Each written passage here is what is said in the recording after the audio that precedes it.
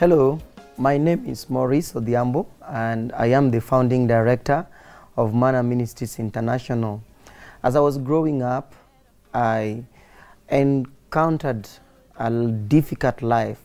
I lived a life of poverty and I came from a very poor background. But then the Lord helped me to overcome poverty, and this is my story.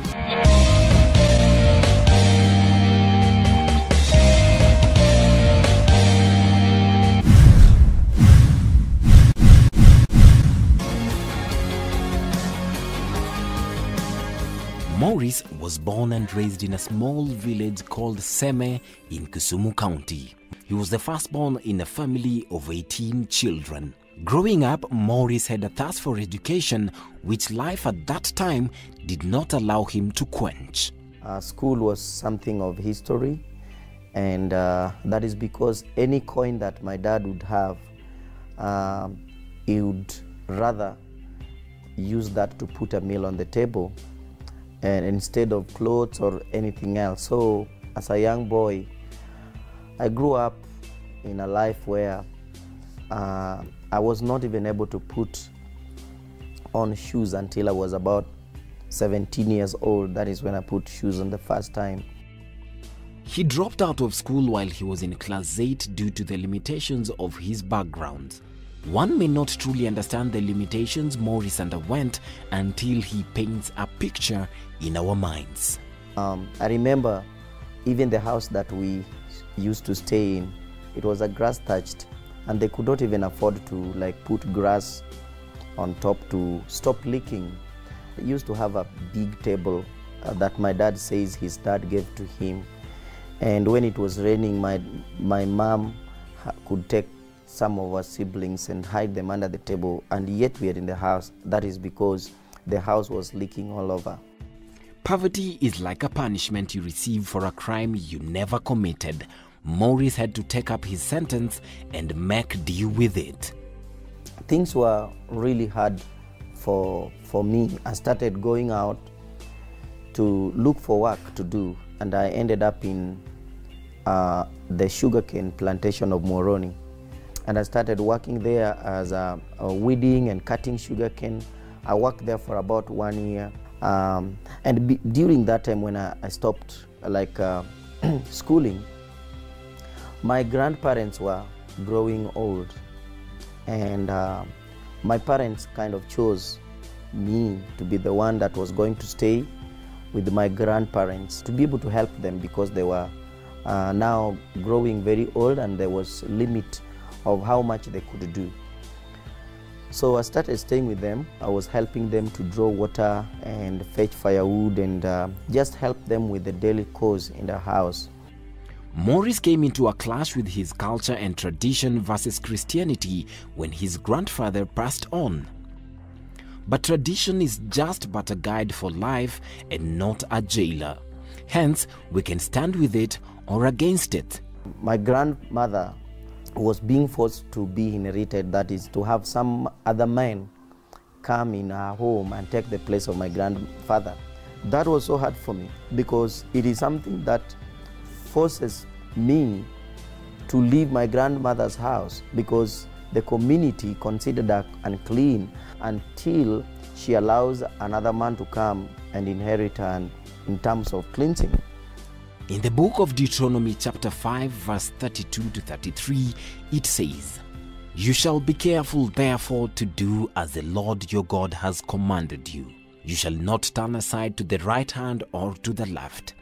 You shall walk in all the way the Lord your God has commanded you, that you may live and that it may go well with you, and that you may live long in the land that you shall possess."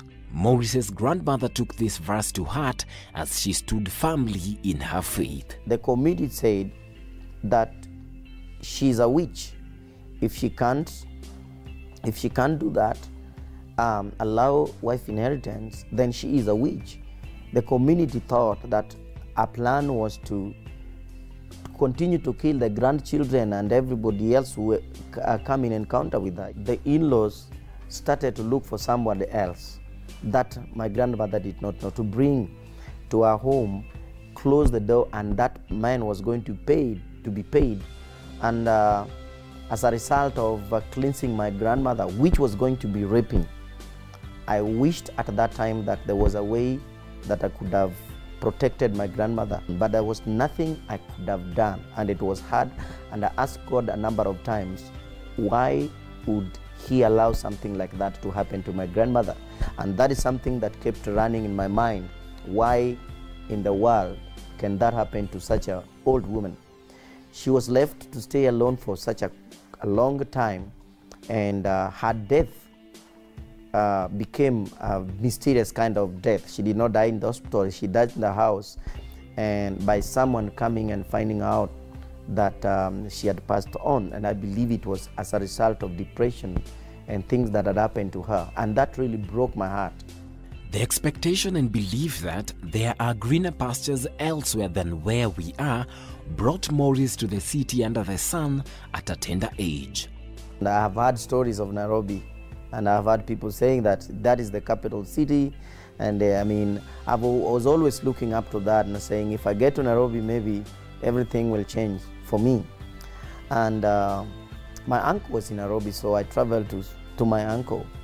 And when I landed in Nairobi, that is when I realized that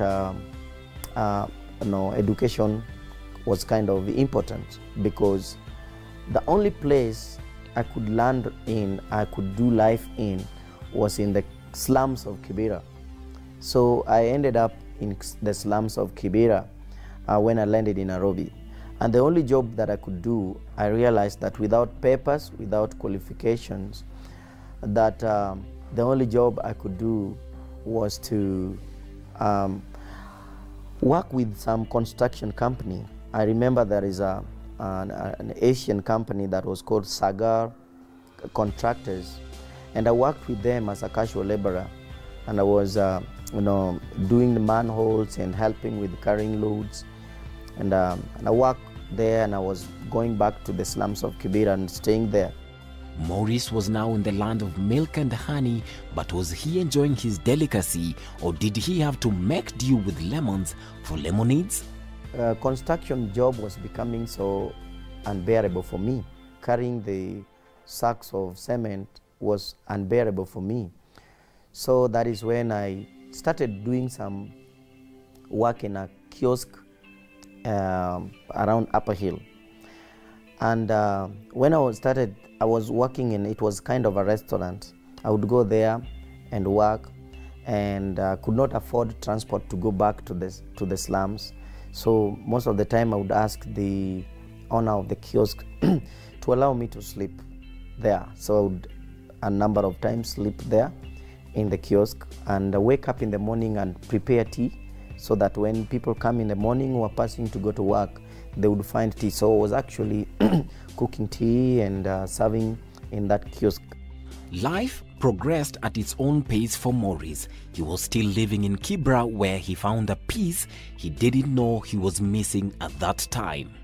When I got married to my wife, I did not even have enough to be able to feed just her.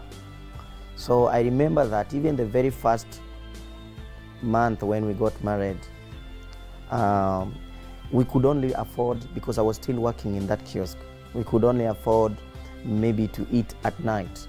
As the Bible says in the book of Proverbs 18:22, he who finds a wife finds what is good and receives favor from the Lord. During the day, she would wash the sufurias, wash the plates, and everybody else would think that she's doing that because she just cooked, but there was nothing, because we could not afford 2 meals. So that is the point. I thought, like, well, the food that these people are living, if they don't finish their food, they are healthy food and we can eat them. So I forged an idea of bringing a container myself and saying I also need that to take home to some animals. So I would stack food inside there, and when I go home, we would ask, because we couldn't even afford to buy charcoal every day, so we could wait for our neighbor to cook, and once they are done with cooking, they would pour water on the charcoal to save it. So we would ask them to give us their jiko so that we can warm some food. Love blossomed for the newlyweds, and as expected, a visitor was anticipated. What kind of welcome will he or she receive? God blessed us with our first 2 children. And when God blessed us with our firstborn son, Donex, we could not afford my wife to give birth in a clinic or in a hospital. So we would wait for her for the labor time. We didn't know the timing. We were staying in a very small house, like 10 by 10. We had to invite the midwife in our home. And when the midwife comes, because the house is small, I would be asked to stand out as she deals with my wife, helping her to deliver. And I would stand out on the door, just waiting to see if my wife was going to deliver safely. And the only hope I had is to wait for a new sound of a new baby. And when I had a new baby crying, I would oh my God, we have a baby.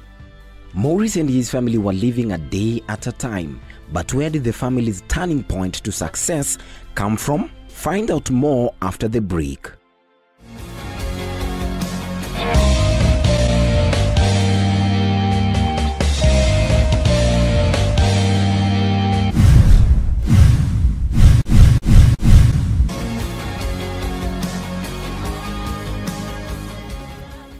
With the new bundles of joy and a now bigger family, Maurice had an uphill task to meet their needs. And when we are at our weakest point, we question and doubt everything that we know. I looked at myself and I asked God a number of times, God, did you leave me? I've heard people say that you are love. And I can't really see that love displayed in our lives. I don't know why you would bless me with children and then allow me to see these children crying and suffering, and I can't provide for them. Life was so hard that I asked God a number of times if God was really there, or if he left, or this idea of things called God was not actually even existing. I was almost throwing my hands on God. I was almost saying, God, I don't think I need you. If I have to go through this kind of life, and you are love, and you see what I'm going through, and I have tried my best, I have done my best, I've done every kind of job, but it seems like nothing is working out for me. My family, life, everything about my family is deteriorating. My parents are calling me, and people are coming and telling me, Maurice, you need to go back and assist your parents because the house is going to fall on them. They could not repair their house. Our house was having crack that a small had, and there were people coming from the village and telling me that if I don't work very hard and act very fast, that the news I'm going to hear is that the house has fallen on my parents. And it was hard for me, and I said, I'm going to throw my hands on God. And thank God, before I throw my hands on God, that is when something happened. The book of Jeremiah chapter 29 verse 11 says, "For I know the plans I have for you, declares the Lord, plans to prosper you and not to harm you, plans to give you hope and a future." The Lord came to Maurice's rescue. So I went to Deliverance Church, and that is where I found some opportunity to work at their printing farm in the city as a cook. I was making tea, cooking tea for the staffs at the printing shop. So they were paying me 4,500, and I had to walk every day from the slums of Kibera to Nairobi. And when I went to that place, I decided that, God, you have finally come in for me. And I moved from that one house, and I went to Mathare. And in Mathare, I had a 2-roomed house. With a new door of success opening in his life, Maurice felt that God had remembered him. That's when he had a voice from within him. God spoke to me vividly, clearly, and told me, Maurice, the ministry I want to birth inside of you It is not the ministry of feeling sorry or sympathy or just because you have extra money to go give. I want to begin a ministry in you because I want somebody that not only is going to feed these children because they feel sorry or they have more money, but I needed somebody that understands exactly what they feel. And I allowed you to go through it. I allowed you to go without food. I allowed you to see your children cry without food. I allowed you to see what your grandmother would go through as a result of tradition and culture, so that when you are sent back into the slums to assist these people, you know exactly what it means to go without food. You know exactly what the guardians and the parents struggling in the slums go through every day. With a new puzzle of how he will fend for the poor, Maurice stood in faith that the Lord would provide. With the little savings he had, Maurice decided to use some of it to start the ministry. And so we saved money, and God helped us to be able to put together money, and we started by purchasing 50, and then we added another 50, and we had 100 chairs. So we took them back in the village of Kisumu, and we continue with that business even right now. And we had people rent these chairs every time they had an event, and at the end of the month, we would put whatever that we have received. We would identify some of the needy schools in the slums, and we would feed them, purchase food and feed them. And we started doing this with my wife once in a while. We did not have a permanent school on our feeding program. When he came and told us that the money that we are saved, we want to do business to support the ministry work and the community, I was okay about what he told me, and I was happy about it. The dedication and hard work to serve the Lord made Maurice's ministry triumph, and this made more and more people come to Maurice for help. Maurice stuck to his faith that there is nothing we can do by our own, that if we commit our ways and our plans to God, that He is a God of increase.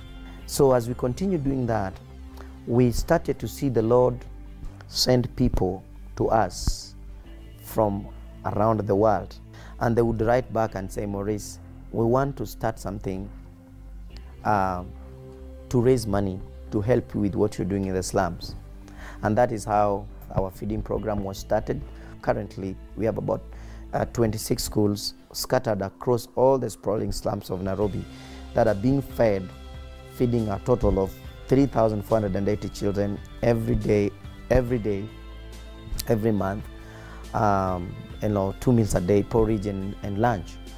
And our goal is to be able to continue to increase this number. Maurice is one of the pillars in our school. Since that day, we started with 2 children. Later on, we managed to get 97. The population increased that way until now we are having 840 pupils. So that was a plus to us because of the feeding. He normally provide for us porridge flour. He do provide beans, green grams, rice.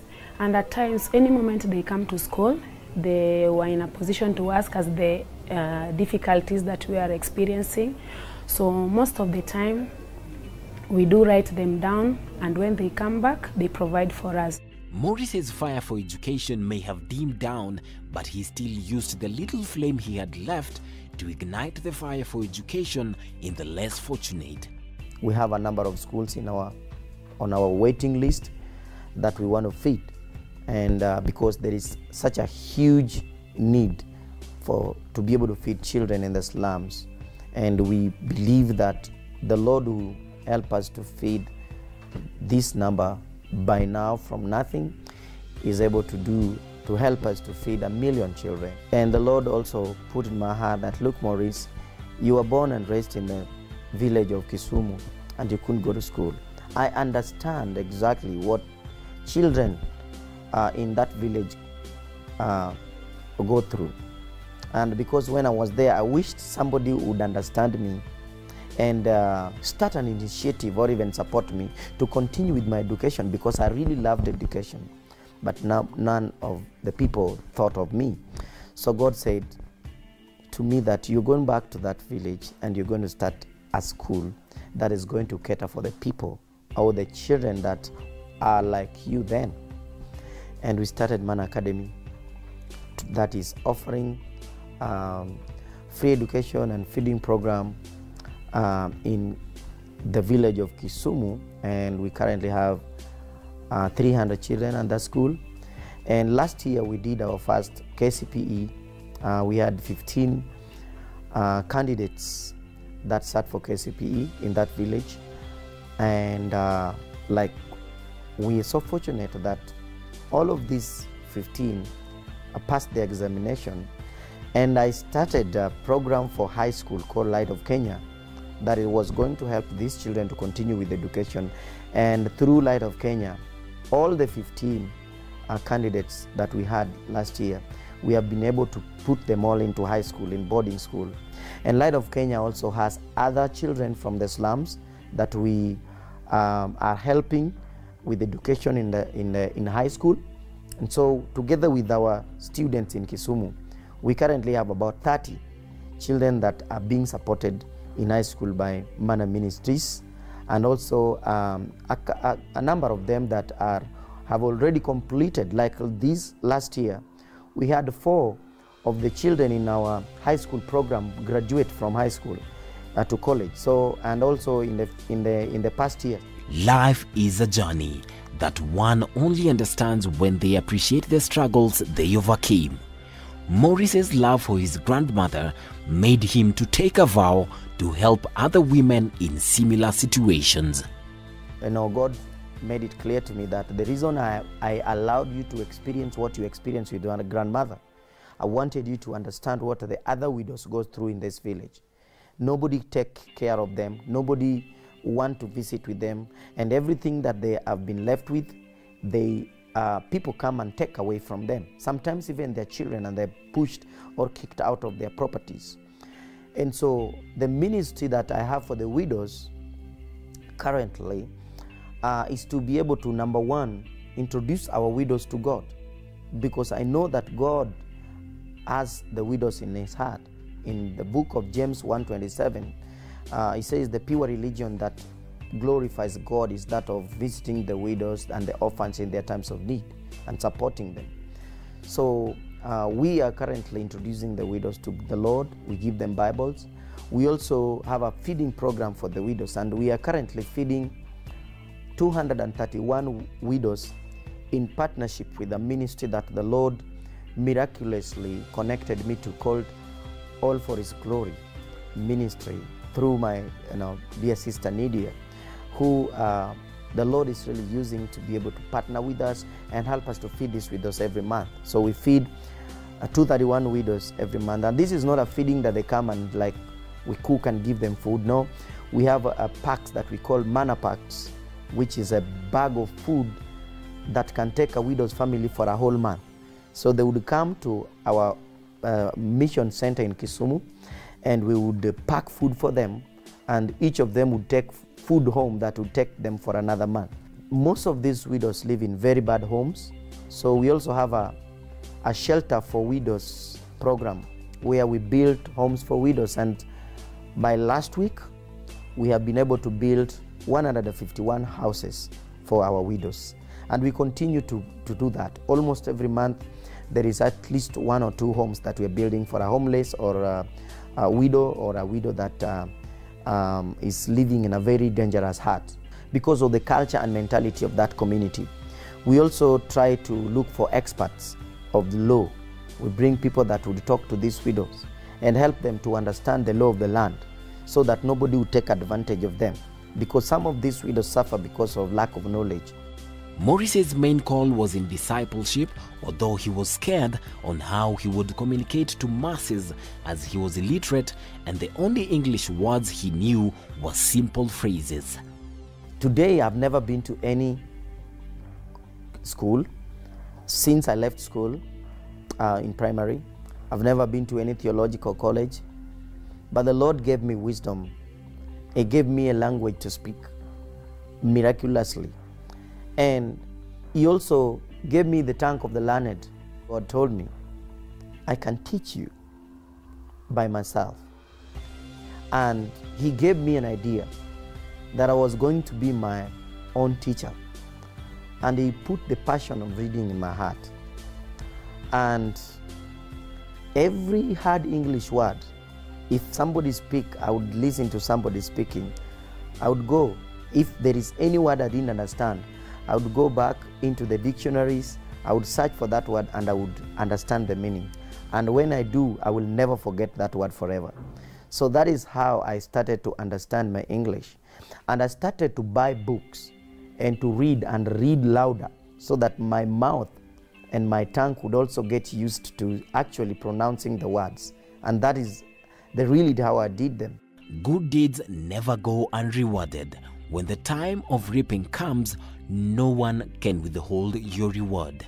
When I was starting to take people to school, to high school, taking people to college, and helping pastors to go to seminary colleges, I was asking God that, God, I do this to people. They come out and they're called doctors, they're called, they have titles. Here is me. Even though I can speak well and I can teach, I don't have any title that somebody would recognize me with anybody in terms of academic. But God told me that He is a God who changes a name.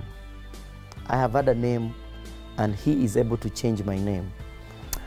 And one time He miraculously gave to me what I never expected. Remember, I never go to any school.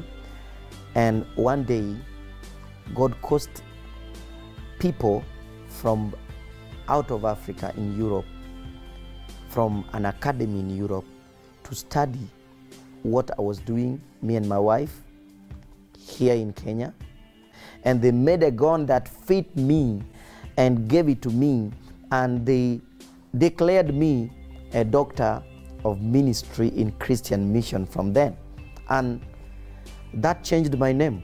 And so when the guys came from the Good News and crowned him with the doctorate honorary, everybody from our family was feeling so good, and the reaction was lively. We have our programs duplicated in many countries, and we also have a widows program in Tanzania.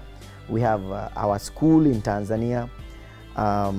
We have the discipleship program. We have a computer school in Tanzania, just like we have computer school, a tailoring school, all we have in Kisumu. We have water for the community. We have a lot of things going on as a way of sharing the love of God to the people that needs to experience God loves. And that is because I believe that to a homeless person, love looks like a house. For a hungry person, love looks like food. For a naked person, love looks like a cloth. So, yeah. Thank you so much for watching my story. That is what God has done with my life. And I believe that He can do it with your life also. But at this point, I want to take this opportunity to invite you to partner with us in what God is already doing here in Kenya and our neighboring countries. You see, it is good to be involved with what God is already doing. Like I always say, only what you give to God and men that will remain. So my dear blessed friends, allow me to take this opportunity to invite you to prayerfully consider partnering with us in what God is doing through our mission of Manna Ministries International. We are touching life of the orphans, the widows. We are equipping and empowering the pastors so that they can be effective both in life and ministry. And you can be a part of that. You can choose to restore hope and dignity to an orphan, to a widow who has given hope in life. Why? Because you carry God, you carry a solution, and God wants to get the best out of you and reach out to someone who is in need of love and we can avail God to them. So once again, I can't wait to partner with you so that what you have witnessed today, we can do it even in a bigger volume. God bless you, and thank you in advance for considering a partnership with Manna Ministries International. Amen.